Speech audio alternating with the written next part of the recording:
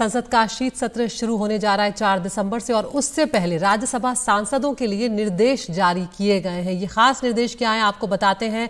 संसद में उठाए जाने वाले विषयों का प्रचार न किया जाए, संसदीय परंपराओं और तौर तरीकों का हवाला दें। तो यहाँ पर राज्यसभा सांसदों के लिए निर्देश जारी किए गए हैं। हम जानते हैं लंबे वक्त से गतिरोध जो है वो भी देखने को मिला है। तो इन निर्देशों में ये भी कहा गया है कि नोटिस स्वीकृत होने तक सार्वजनिक न किया जाए, थैंक्स, थैंक यू, जय हिंद, वंदे मातरम जैसे नारे भी ना लगाए जाएं, सभापति की ओर से दी गई व्यवस्था की आलोचना ना हो, सदन में तख्तियां जो लहराई जाती हैं उस पर रोक रहेगी, आसन को पीठ ना दिखाई जाए, सभापति के बोलते वक्त कोई सदस्य सदन ना छोड़े।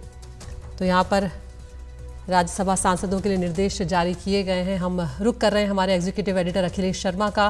अखिलेश, हम जानते हैं पिछले लंबे वक्त से गतिरोध जो है वो लगातार देखने को मिला है। दोनों ही सदनों में हंगामा रहता है, काम ठीक से हो नहीं पाता और शोर शराबे के बीच ही सरकार जो है कई बार बिल जो है वो पास करा रही होती है। ऐसे में ये जो दिशा निर्देश जारी किए गए हैं, क्या इसके पीछे यही वजह है कि ठीक से जो है वो सदन की कार्रवाई चलती रहे?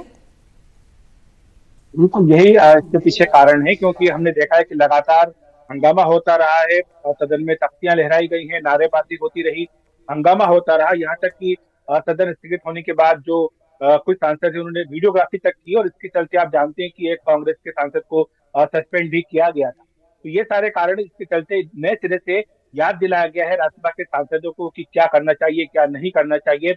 इसमें स्पष्ट तौर पर यह कहा गया है कि जब आप लोकहित के अर्जेंट मुद्दे उठाते हैं, पब्लिक इंपॉर्टेंस के अर्जेंट मैटर्स को आप रेज करने के लिए नोटिस देते हैं, तो अमूमन ये होता है कि उसको मीडिया को पहले दे दिया जाता है, इससे पहले कि सभापति ये फैसला करे कि ये नोटिस जो है उसको स्वीकार किया जाए या न किया जाए। और ये हमेशा होता आया है। पिछले सेशन में भी हमने देखा कि विपक्ष के कई सांसद, चाहे मणिपुर का मुद्दा हो या महंगाई का मुद्दा हो या अन्य ऐसे मुद्दे हों, इन मुद्दों को लेकर नोटिस देते हैं और वो नोटिस तुरंत ही मीडिया में आ जाता है। तो इसको लेकर के भी स्पष्ट तौर पर ये कहा गया है कि पिछले साल जो हैंडबुक तैयार की गई थी उसमें यह कहा गया है कि इस तरह के जो नोटिस थे जब तक कि सभापति इस बारे में कोई फैसला ना कर ले तब तक इनको पब्लिसिटी नहीं देनी चाहिए, यानी मीडिया में ये नोटिस नहीं आने चाहिए। ये स्पष्ट तौर पर कह दिया गया है। इसके साथ साथ ये भी कहा गया है कि सदन के भीतर तख्तियां न लहराई जाए, वीडियोग्राफी न किया जाए जब भी सदन की कार्यवाही हो, क्योंकि इसके लिए सख्त निर्देश है कि कोई भी वीडियोग्राफी नहीं होनी चाहिए सदन के भीतर सभापति की अनुमति के बिना। तो ये याद दिला दिया गया है।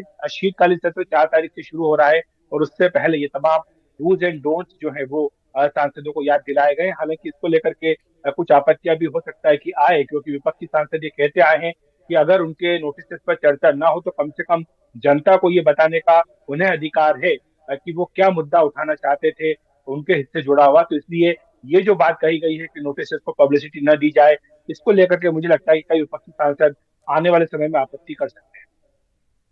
बिल्कुल अखिलेश, यहाँ पर ये सवाल भी उठ सकते हैं कि जो सांसदों के अधिकार हैं इस तरह के निर्देशों से वो कहीं ना कहीं उनमें बाधा आएगी, या वो जिस तरह से मुद्दे उठाना चाहते हैं अगर वो नहीं उठा पाते हैं, तो ऐसे में क्या इस तरह के जो निर्देश हैं वो लोकसभा सांसदों के लिए भी 4 तारीख से पहले आ सकते हैं?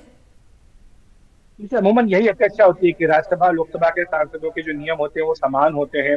हालांकि ये जो जी। हैंडबुक है ये राज्यसभा के सांसदों के लिए तैयार की गई है। इसमें स्पष्ट तौर पर यह कहा गया है कि आपको कोई भी नोटिस जब तक कि उसको एडमिट ना कर लिया जाए सभापति की ओर से, उसको पब्लिसिटी नहीं देनी चाहिए। लेकिन जैसा हमने कहा है कि सांसदों की अपेक्षा होती है कि जनता उनसे चाहती है कि उनके जुड़े हुए मुद्दे सदन के भीतर उठाए जाए। लेकिन अमूमन ये होता है कि कई सारे ऐसे जो नोटिस होते हैं जिस पर कि हम राय नहीं बन पाती है सरकार और विपक्ष के बीच में, तो वो नोटिस स्वीकार नहीं होते। उदाहरण के तौर पर पिछले सत्र में लगातार मणिपुर को लेकर के नोटिस दिए जाते रहे और मणिपुर पर चर्चा कराने के लिए सरकार तैयार थी, लेकिन विपक्ष इस बात पर अड़ा हुआ था कि पीएम मोदी आकर के इस चर्चा में हिस्सा ले और जवाब दे। तो इसलिए गतिरोध बना हुआ था, लेकिन एक तरफ लगातार विपक्ष के सांसद मणिपुर को लेकर के नोटिस दिए जा रहे थे और नोटिस के बारे में जनता को बता भी रहे थे मीडिया के माध्यम से। तो अब ये अपेक्षा उनसे की गई है कि वो इस तरह का काम ना उठाए जब तक कि सभापति की ओर से सहमति ना हो, उन नोटिस को स्वीकार न किया।